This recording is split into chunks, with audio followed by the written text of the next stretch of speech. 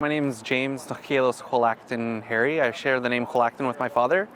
And we both come from the Squamish Nation and also Kwakwaka'wakw from Alert Bay on my grandmother's side. So it all started for me when I was 5, really. My dad's an artist and he's been working carving as an artist his whole life. So I was really privileged to be able to work under and be mentored by him. So he brought me around the world. We carved totem poles and house posts in the United Kingdom, all across Scotland, and we've done projects in the US as well. So yeah, I just grew up like really steeped in our traditional art forms.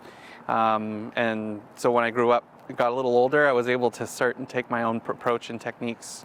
And I really found that working in metal as a new medium was a really interesting way to explore our traditional stories. So that's kind of how I ended up working in that area. So this piece is actually symbolizing 2 thunderbirds flying in unison. One's kind of going downwards, one is going upwards, and its wing turns into a hand. In our culture, we raise our hands to say thanks, and we say Osiem or Haichka. So I wanted to represent that in a form of the sculpture, and the thunderbird representing the supernatural connection to Mother Earth and our ancestors. And that's what I also represented in the faces here behind me. I've represented 7 ancestors, and in our culture, 7 is a really important number, symbolic number, because in a lot of our teachings we're talking about how we need to not overfish or overhunt so that the next 7 generations will also have what we have.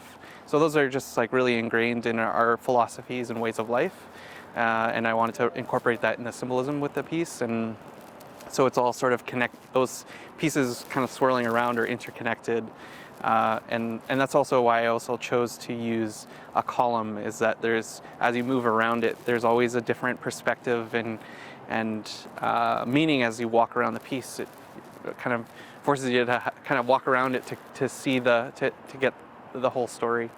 It's important to share Coast Salish art locally because our artwork is so underrepresented on our own land, and that's part of the reason why I got into public art, is that I felt that our artwork was totally underrepresented, and that's the fight that we have to continue to fight.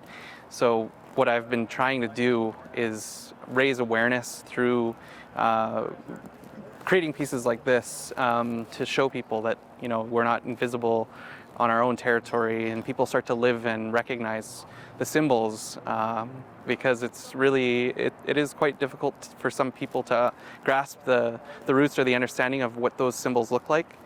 I just want to say thanks to everybody involved with the project. That you know, it's been a long go since it started in 2020, but I'm just really happy to, you know, everybody I've worked with has been really great, and yeah, just really happy to see it finally come to fruition.